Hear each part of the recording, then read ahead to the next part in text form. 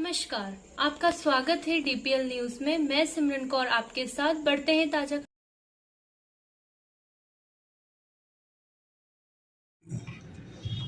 सभी पत्रकार बंधुओं का स्वागत है। आप सबको विदित है कि 13 तारीख को इलेक्शन हो रहे हैं और हमने एक पैनल बनाया है, प्रगतिशील पैनल।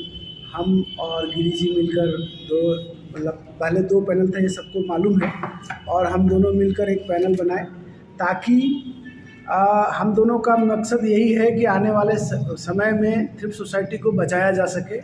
जो लोगों की गिद्ध दृष्टि है इस पर, उनको दूर रखा जाए। जो लोग रिटायर्ड नेता लोग हैं जो चाहते हैं कि किसी भी प्रकार से थ्रिफ्ट सोसाइटी में हम इंटर कर जाएं, उनको हम दूर रखना चाहते हैं। हम राजनीतिक प्रभाव को दूर रखना चाहते हैं। यही कारण है कि हम और गिरी जी दोनों साथ में आए हैं और साथ में आकर एक नया पैनल बनाए हैं जिसका नाम है प्रगतिशील पैनल। आने वाले समय में हमारे पास बहुत सारी योजनाएं हैं, बहुत सारी काम करेंगे। अभी हमारे पास घोषणा पत्र आज जारी हो जाएगा, तो जिसकी सूचना आपको दे दी जाएगी। धन्यवाद।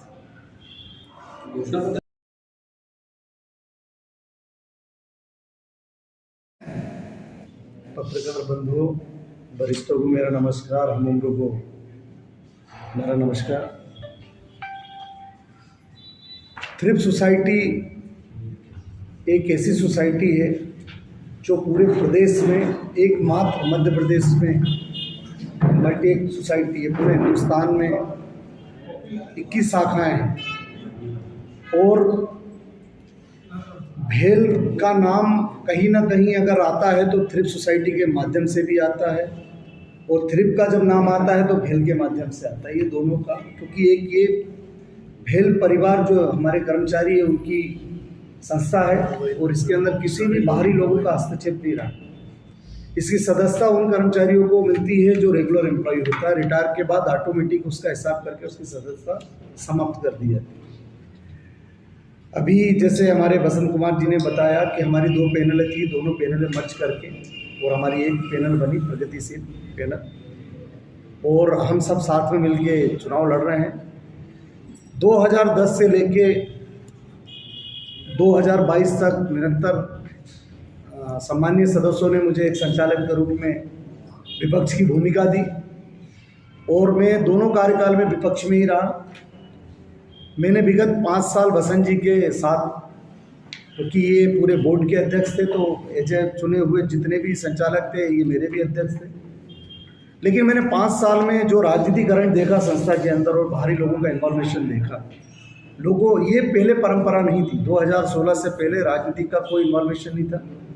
2018-19 के बाद जो राजनीति का इन्वॉल्वेशन हुआ है 18 से, तो आज सब आप लोगों के संज्ञान में है, क्योंकि आप लोगों से चाहे बीएचएल में हो, चाहे अपने भोपाल जिले में हो या मध्य प्रदेश में हो, कोई भी चीज़ें अछूती नहीं है, ना आपसे कोई छुपी देती। मेरा आप लोगों के माध्यम है कि 55 लाख रुपए के जीएसटी ड्यू से, और आज उनने आरोप मुझ पर लगाया कि 55 लाख अगर वो सिद्ध कर दे, और नहीं तो मैं आपके माध्यम से उनसे कहता हूं कि जिस थाने में, जिस सहकारिता डिपार्टमेंट में मुझे ले जाना चाहे मैं चलने को तैयार हूं। अगर मैं गलत हूं तो मेरे ऊपर एफआईआर करें, नहीं तो सदस्यों से और सारे कर्मचारियों से माफी मांगे। एक वरिष्ठ नेता हैं, उनको ये झूठ बोलना शोभा नहीं देता। दूसरा, उस संस्था में उन्होंने खुद स्वीकार किया कि मैं 10 साल तक संचालक रहा हूँ। उनके कार्यकाल में 84 लाख रुपए का घपला हुआ उस बोर्ड में, जिस टाइम वो संचालन कर रहे थे। और आज की तारीख के अंदर कोऑपरेटिव सोसाइटी दूर नहीं है। आप स्वयं और कोई भी सदस्य जाके कोऑपरेटिव सोसाइटी में ये देख सकता है कि आज की डेट के अंदर ना विजय सिंह कटेत और ना गौतम मोरे जी सदस्य, बिगड़ सदस्य रहते हुए उस संस्था में वो 10 साल डायरेक्टर बन के निकल गए। कितना बड़ा दुर्भाग्य है। 2016 में जब सहकारिता ने जांच करी तो उस जांच में पाया कि इनके पास सदस्यता ये प्रमाणित नहीं कर पाए, ना इनके पास रसीद थी, ना इनके पास सर्टिफिकेट, तो उन्होंने जांच में इनको बाहर कर दिया और ये चुपचाप आज तक बैठे हुए हैं। अगर मुझे किसी आज थ्रिफ्ट सोसाइटी से या कोऑपरेटिव सोसाइटी से बाहर कर दिया जाए तो मैं सहकारिता से लेके कहाँ तक अपनी आवाज़ बुलंद करूँगा, मैं अपने अधिकारियों के लिए लड़ूंगा। लेकिन ये शांत होकर बैठ गए, और इनके कार्यकाल में जो चार्जेस इन पे लगे थे इस बोर्ड के संचालक मंडल के ऊपर, आज भी कोऑपरेटिव सोसाइटी के अंदर 36 लाख रुपए की रिकवरी उस संचालक मंडल में के ऊपर है जो संस्था को वसूलनी है, जिसके अंदर गौतम मौर्य जी हैं और विजय सिंह कटेल जी हैं और ऐसे कई संचालक जो आज भी हैं उस संस्थान के अंदर। लेकिन झूठ का जो पुलिंदा लोगों ने और कौन संचालक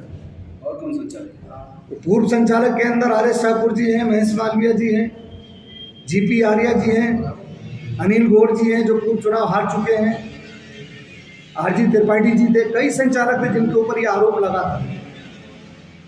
लेकिन उसमें से आज की तारीख के अंदर 3 संचालक अभी चुनाव लड़के जीत के वापस उसी बोर्ड में आए हैं और बाकी जिनके ऊपर आरोप लगा था वो चुनाव हार गए। कोऑपरेटिव सोसाइटी भेल क्षेत्र के अंदर है, उसका ऑफिस यहाँ पे है, आप सब जाके देख सकते हैं कि 36 लाख की रिकवरी का लेटर संस्थान में जमा है जो उनसे रिकवर करना है। दूसरा, संस्था के अंदर सदस्यता सूची आप उसके अंदर उठा के देख सकते हैं कि ना विजय सिंह कटेल का नाम है ना गौतम मौर्य जी का नाम। मैं बड़ा शॉकिंग रहा उस संस्थान के अंदर जब चुनाव हुए कि जो लोग सदस्य नहीं वो 10 साल संचालन करके निकल गए, और जब भ्रष्टाचार का आरोप लगा और उसमें प्रमाणित किया सहकारिता ने जांच के अंदर, तो आज वो मौन धारण करके कोने में बैठ गए।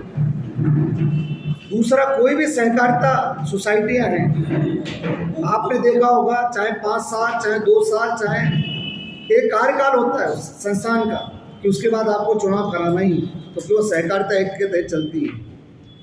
एक उनमें